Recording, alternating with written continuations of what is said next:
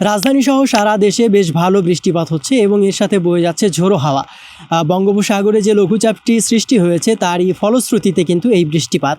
আমরা আছি আবহাওয়া অধিদপ্তরে, আমরা এখানে দায়িত্বশীল কর্মকর্তার সাথে কথা বলে জানার চেষ্টা করব। এবং এই নিম্নচাপের প্রভাবেই সারা বাংলাদেশে থেমে থেমে বৃষ্টি হচ্ছে এবং আমরা একটি ভারী বর্ষণের সতর্কবার্তাও দিয়েছি এবং সতর্কবার্তায় আমরা বলেছি যে রংপুর, রাজশাহী, ঢাকা, বরিশাল, চট্টগ্রাম, সিলেট, ময়মনসিংহ বিভাগের কোথাও কোথাও আগামী 48 ঘন্টার মধ্যে ভারী থেকে অতি ভারী বৃষ্টি হতে পারে এবং এই বৃষ্টিপাত 2 দিন অব্যাহত থাকতে পারে এবং এই ভারী বৃষ্টিপাতের ফলে বিশেষ করে চট্টগ্রাম বিভাগের চট্টগ্রাম, বান্দরবান, রাঙামাটি, খাগড়াছড়ি, কক্সবাজারের পাহাড়ি এলাকায় কোথাও কোথাও অতি ভারী বৃষ্টিপাতের কারণে ভূমিধস হতে পারে এবং চট্টগ্রাম মহানগরের কোথাও কোথাও ভারী বৃষ্টিপাতের কারণে অস্থায়ীভাবে জলাবদ্ধতা তৈরি হতে পারে। আজকে সকাল থেকে দুপুর 12টা পর্যন্ত ঢাকায় 30 মিলিমিটার বৃষ্টিপাত রেকর্ড করা হয়েছে।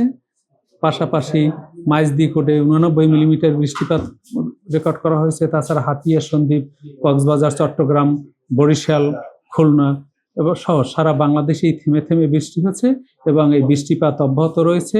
আমরা আশঙ্কা করছি যে এই বৃষ্টিপাত আরো 2 দিন অব্যাহত থাকবে এবং 2 দিন পরে বৃষ্টিপাতের তীব্রতা বহুলাংশে কমে যাবে। আবহাওয়া অধিদপ্তর থেকে জানানো হয়েছে সমুদ্রে সৃষ্টি হওয়া লঘুচাপের কারণে এই বৃষ্টিপাত হচ্ছে এবং এই বৃষ্টিপাত আগামীকাল পর্যন্ত থাকতে পারে এবং এর সাথে ঝোড়ো হাওয়া এবং দমকা বাতাস বয়ে যেতে পারে এবং বজ্রপাতেরও আশঙ্কা রয়েছে বলেও তারা কিন্তু বলেছে তাদের সতর্কবাণীতে। এবং এর ফলে সমুদ্র উপকূলীয় অঞ্চল এবং বাংলাদেশের পার্বত্য অঞ্চলগুলোতে 3 নম্বর সতর্ক সংকেত তারা জারি করেছেন। এর ফলে সমুদ্রে মাছ ধরা থেকে শুরু করে ট্রলার বা জাহাজ চলাচলের উপরেও তারা সতর্কবার্তা জারি করেছে এবং তাদেরকে নিরাপদ অবস্থানে অবস্থান করার জন্য কিন্তু বলা হয়েছে।